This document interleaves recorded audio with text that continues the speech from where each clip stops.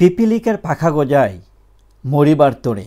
বন্ধুরা, আপনারা জানেন যখন পিপিলিকার পাখা গজায় তারা অনেক বেশি লাফালাফি করে এবং লাফালাফি ঝাপাঝাপি করে তারা কিন্তু আগুনে পুড়ে যায়, আগুনে পুড়ে মরে যায়। আমরা বর্তমানে দেখতে পাচ্ছি যে বাংলাদেশের অস্তিত্বের যে আগুন, সে আগুন হচ্ছে ধানমন্ডি ৩২। এই বাড়িটি ভাঙা এবং মুক্তিযুদ্ধকে কটাক্ষ করা, এই সকল কাজগুলাই কিন্তু করছে এই অন্তর্বর্তীকালীন সরকার, জামাত সরকার, জঙ্গি সরকার, হিজবুত তাহরীর জঙ্গি সরকার। বন্ধুরা, এই ছাত্র শিবির জঙ্গি সংগঠনগুলা তারা এখন বলছে আওয়ামী লীগকে নাকি নিষিদ্ধ করার যে প্রক্রিয়া সেটা চলছে। এটা বলছে জঙ্গি আসিফ মাহমুদ, যে কিনা উপদেষ্টা মণ্ডলীর একজন উপদেষ্টা এবং ছাত্র সমন্বয়ক রূপী ছাত্র শিবির জঙ্গি। বন্ধুরা, আজকের এই বিষয়টি আমি যেভাবে দেখছি, আমি মনে করি তারা যদি এই সিদ্ধান্তটা নেয় আমি খুশি হব। এখন আমি তাদের কোনো কিছুতেই আর কোনো পরোয়া করি না। প্রধানমন্ত্রী শেখ হাসিনার ভাষণটা যদি আপনারা দেখেন, আমার মনে হয় যে আপনারা অনেকেই দেখেছেন, অনেকেই দেখেন নাই। আমি ক্লিয়ার করে যে দুটো ভাষণ এসেছিল প্রত্যেকটার সারমর্ম আপনাদের সামনে তুলে ধরেছিলাম। দেখুন, প্রধানমন্ত্রী শেখ হাসিনা যখন ভাষণ দিচ্ছিলেন তখন ধানমন্ডি ৩২ নাম্বার ভাঙচুর করা হচ্ছিল, পুরানো হচ্ছিল। প্রধানমন্ত্রী শেখ হাসিনা এমন একজন ব্যক্তিত্ব যে কিনা তার সিদ্ধান্ত থেকে সে কিন্তু সরে যায়নি।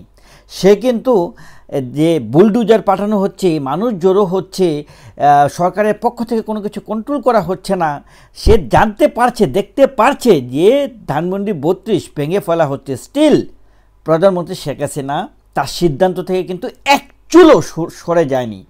এটাই হচ্ছে একজন বিশিষ্ট নেতা বৈশিষ্ট্য।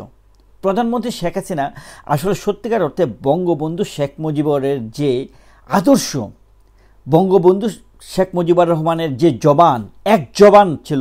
বঙ্গবন্ধু শেখ মুজিবুর রহমান এক জবানের মানুষ ছিল। প্রধানমন্ত্রী শেখ হাসিনা এক জবানের।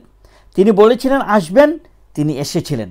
এবং খেয়াল করে দেখুন, শুধু তাই নয়, পরের দিন পর্যন্ত তিনি ব্যাক টু ব্যাক ৫ তারিখ, ৬ তারিখ, প্রথম দিন ছাত্রলীগের প্ল্যাটফর্ম থেকে তিনি এসেছিলেন, পরের দিন আওয়ামী লীগের প্ল্যাটফর্ম থেকে তিনি লাইভে এসেছিলেন।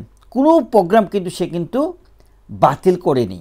এটাকেই বলে সাহসিকতা, এটাকেই বলে নেতৃত্ব, এটাকেই বলে নেত্রী।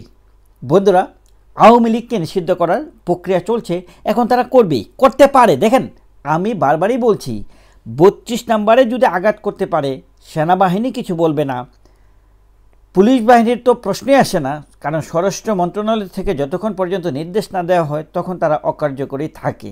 সো আমি কোনো কিছুতেই আর কোনো কনফিউশনের মধ্যে নেই, কোনো আমি এভাবে চিন্তা করছি না যে এটা হতে পারে না। এটা হতেই পারে। বাংলাদেশের জনগণ একত্রিত হচ্ছে, একতার বলে এগিয়ে যাচ্ছে। আমি এটা স্পষ্টতে দেখতে পাচ্ছি। ধানমন্ডি ৩২-এ ভাঙচুর করার মাধ্যমে, আগুন দিয়ে পোড়ানোর মাধ্যমে মানুষের মনের মধ্যে আগুন দেওয়া হয়েছে এবং সেই যে আগুন মানুষের মনের মধ্যে যে এখন আগুন, সে আগুনেই পুড়ে ছারখার হবে জঙ্গি জামাত ইসলাম এবং অন্তর্বর্তীকালীন জামাত ইসলামী সরকার এবং ছাত্র শিবির, হিজবুত তাহরীর জঙ্গিগুলা, সকলগুলা মানুষের ভিতরে যখন আগুনের লেলিহান শেখা, সেগুলাতেই পূর্বে। আপনারা যদি আমাদের ভিডিওটি ভালো লেগে থাকে লাইক দিবেন, শেয়ার দিবেন, সাবস্ক্রাইব করবেন। Thank you so much.